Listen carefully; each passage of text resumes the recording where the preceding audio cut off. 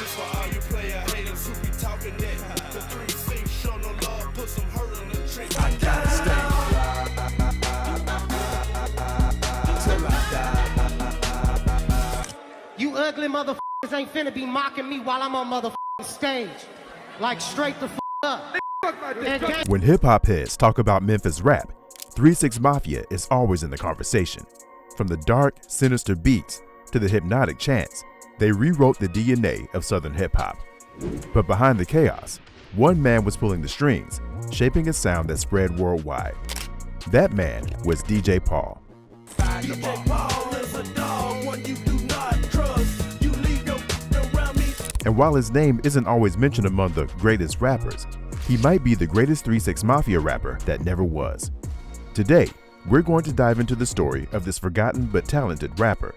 We'll discuss his personal and professional life, how he co-founded 3-6 Mafia, and what was the beef between this group and Bone Thugs and Harmony. Let's go back to Memphis, Tennessee, where Paul Dwayne Beauregard was born on January 12, 1977. The boy had a love for music in his blood. That's why, just at the age of 11, he was DJing in the Memphis club 380 Bill. After 1 year of doing this, in 1989, DJ Paul teamed with his half-brother, Lord Infamous, to form a duo called the Serial Killers. Paul handled production and beat making, and Infamous began rapping. As I cut dust for blood washes from the shore to the side, as 1,000 veins slid through my head. Could I withstand the man from the underland of pain? As his praise hit the grace, and I buried the remains. These two future rappers didn't have many resources and gear. They would rent studio times and scratch records on home turntables when possible. During this struggling phase, DJ Paul and Juicy J crossed paths. It was 1991 when Juicy J sought Paul's help with beats, and they discovered they had complementary styles. Then, in 1992, Infamous and DJ Paul released their independent tape, Portrait of a Serial Killer.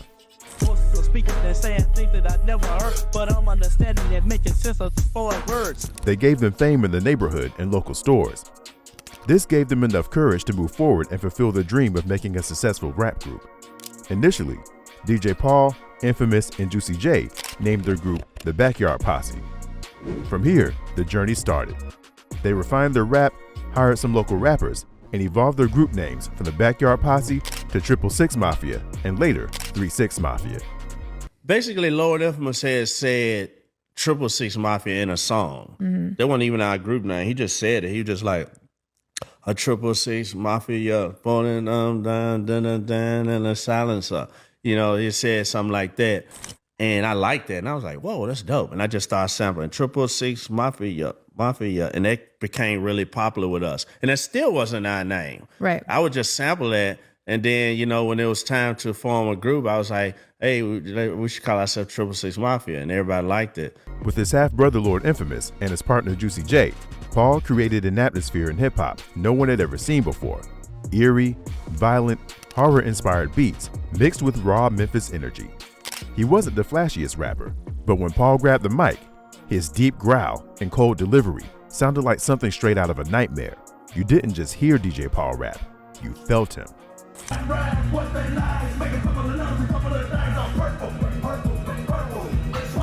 And this makes DJ Paul's rap unique. In May 1995, 3-6 Mafia made their debut with Mystic Styles. It wasn't the one to break them in mainstream hip-hop, but it became one of the most influential rap records of all time. It is considered a cult classic as it impacted a generation of young rappers. After this came the World Domination album in 1997, which gave them fame.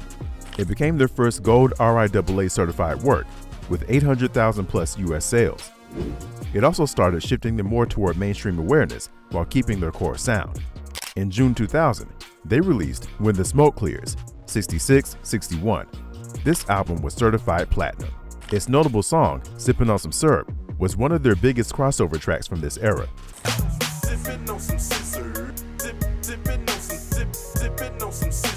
This song played a major role in popularizing syrup in society and rap culture. I'll never forget when we was making Sippin' on Syrup in 1999. We was over Pimp C house, and Pimp C said, man, he was like, man, that's what I like about y'all niggas, because y'all rap about getting high. He was like, every rapper I know get high, but them niggas scared to talk about the shit. Right. Their most known unknown album, was also certified platinum. But these achievements are nothing in comparison to winning a Grammy Award. In 2006, DJ Paul took home a Grammy with his teammates Juicy J and Crunchy Black, as well as Cedric Coleman and Frasier Boy.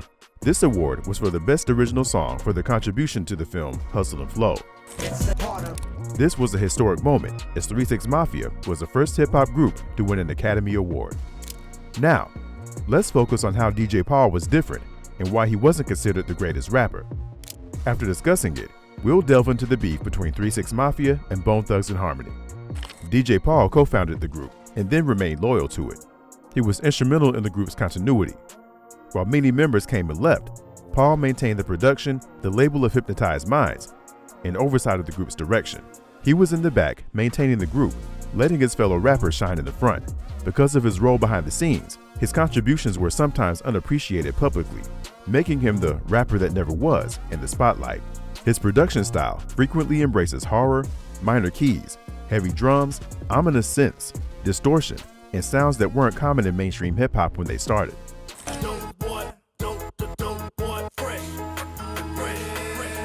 In fact, the Memphis culture and rap style created a whole new sound for hip-hop. DJ Paul helped bridge underground horrorcore or horror rap elements with more mainstream southern hip-hop. Over time, 3 6's sound was sampled, referenced, and evolved into what current trap artists use now. Though more known for his production, Paul rapped and wrote as well. His voice has a raw, menacing tone that fits the dark aesthetic of the group. We all can see his talents in his solo albums. In 2002, DJ Paul released his first solo album, Underground Volume 16, for the summer. It was a remastered and expanded version of his earlier mixtape work. The album was produced fully by Paul and Juicy J and featured many Hypnotized Minds artists. It charted on the Billboard 200 at number 127, also reaching number 24 on the R&B and hip hop chart, number 7 on independent albums, and number 2 on the Heat Seekers chart. In 2012, he released A Person of Interest, which showed more sonic evolution by blending crunk with electronic and dubstep elements. It landed at number 34 on the US R&B and hip hop chart and also made a mark on Billboard's Heat Seekers ranking. But these solo albums didn't mean he wasn't loyal to his group. In fact, he and Juicy J are the reasons we saw the return of 3 6 Mafia in 2019. Even when 3 6 Mafia stopped creating new albums, DJ Paul kept creating his solo albums and remixes with different artists. But due to some unknown reasons, he didn't get as much recognition as he deserved. Now, let's talk about his group's beef with Bone Thugs-n-Harmony and how the beef ended. It all started in the early 1990s, when both groups were young and coming up. Busters, you know me as a hustler. Try to creep and get beat, maybe 6 feet. Pete, gotta put them under. In that time, 3 6 Mafia thought Bone Thugs-n-Harmony stole their style. Specifically, Paul and his group had been doing tongue-twisting raps, fast-paced, choppy flows, which Bone also became famous for. It's all about money, yeah, and I'ma get me some. Can't be doing cause that ain't got none, cause lately y'all been acting funny. At first, 3 6 felt disrespected, believing Bone had copied them. This started their rivalry, and 3 6 decided to show their anger through the music. On November 21st, 1995, 3 6 Mafia released the album Live By Your Rep, Bone Diss. It's an EP containing 8 tracks. The title track, Live By Your Rep, is the main diss song targeting Bone Thugs. In it, 3 6 Mafia accused Bone Thugs of stealing their style. We can't tolerate no that is lazy. Broke out the blender and I made some crazy gravy. It's easy, and when it was time to get busy, don't break. You can wish, but you can't escape. DJ Paul also believes that Bone may have clapped back with subliminal lines on their legendary collaboration with Biggie, Notorious Thugs, though he admits he was never fully sure.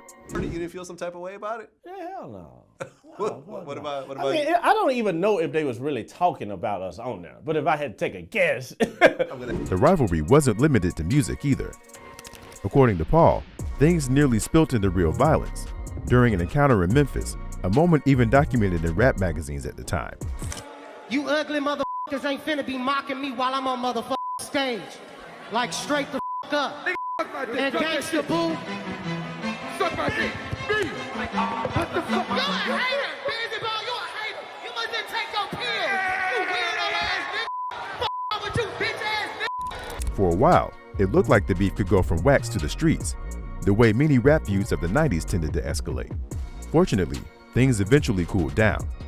DJ Paul did some research and came to an important realization. Fast rapping wasn't something Bone had copied from them. It was deeply rooted in Midwest hip-hop culture. Did more research on the Midwest. I saw that tongue twisting was their thing up there. I mean, hell, Twister was in the Guinness Book of World Records. Yeah. Artists like Twista had earned a Guinness World Record for fastest rapper, and groups like Crucial Conflict were already developing their style, but Bone Thugs blew up. In fact, this choppers technique was practically a staple of the Midwest sound. Paul also noticed how much the Midwest and South shared culturally: family ties, similar musical roots, and overlapping regional influences. Once he understood this context, the hostility softened. What at once seemed like theft now seemed more like parallel evolution. One turning point came when DJ Paul and members of Bone Thugs ran into each other at the Atlanta airport, and instead of fighting, both crews simply acknowledged each other.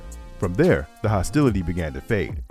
The fact that both groups ended up signed to the same label, Relativity Loud Records, also helped smooth things over, since they were now essentially label mates. Collaboration soon followed. Crazy Bone appeared on Project Pat's album, Getty Green, marking the first official crossover between the two camps. Years later, 3 6 Mafia and Bone Thugs even performed together at shows like Mafia 6 vs. Bone in Chicago, turning what was once a bitter rivalry into a celebration of their shared legacies. And the main person behind this collaboration and friendship is DJ Paul, who deserves more recognition than he currently has.